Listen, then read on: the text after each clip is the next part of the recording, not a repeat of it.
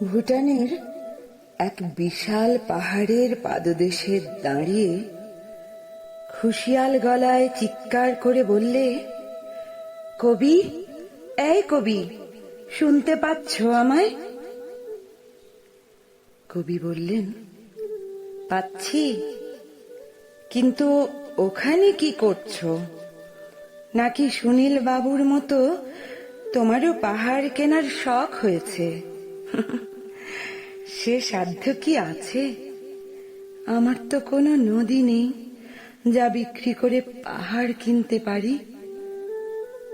শুনেছি আমাদের পূর্বপুরুষেরা গুহায় বাস করত, তাই তাদের রেখে যাওয়া সাম্রাজ্যে এসে নিজেকে মনে হচ্ছে সম্রাজ্ঞী। চাইলে তুমিও চলে আসতে পারো।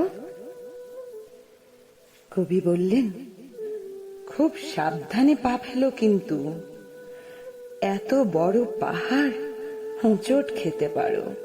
আরে বুদ্ধ, পাহাড় দৈত্যাকৃতি হলেও সেখানে কেউ হোঁচট খায় না। হোঁচট তো খায় নাক উঁচিয়ে রাস্তায় শুয়ে থাকা অবাধ্য কংক্রিটে। আচ্ছা, বাদ দাও এসব।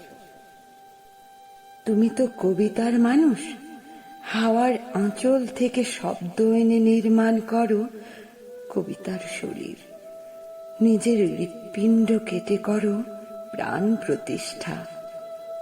আমাকে বলো, কবিতা বলতে তুমি কি বোঝো? কবি বললেন, কবিতা হলো ছন্দবদ্ধ ধ্বনি। এ তো অনেকেই বলে, অন্য কিছু বলো। কবি বললেন, কবিতা হলো শব্দের শরীর। এটা তো সবাই বলে, তুমি কবি না ছাই, নতুন কিছু বলতে পারো না বুঝি?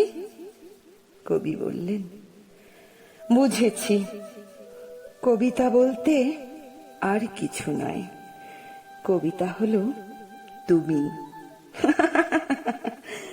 দারুণ বলেছ কবি। আচ্ছা, জীবনকে তুমি কিভাবে দেখো? কবি বললেন, জীবন আমার গলায় মাছের কাঁটার মতো আটকে গেছে, পারি না গিলতে, না পারি ফেলতে। এই তো প্রায় 1 মাস হবে হয়তো মৃত্যুকে ফ্রেন্ড রিকোয়েস্ট পাঠিয়েছিলাম, এখনো ঝুলিয়ে রেখেছে, একসেপ্ট করছে না, কিছুতেই একসেপ্ট করছে না।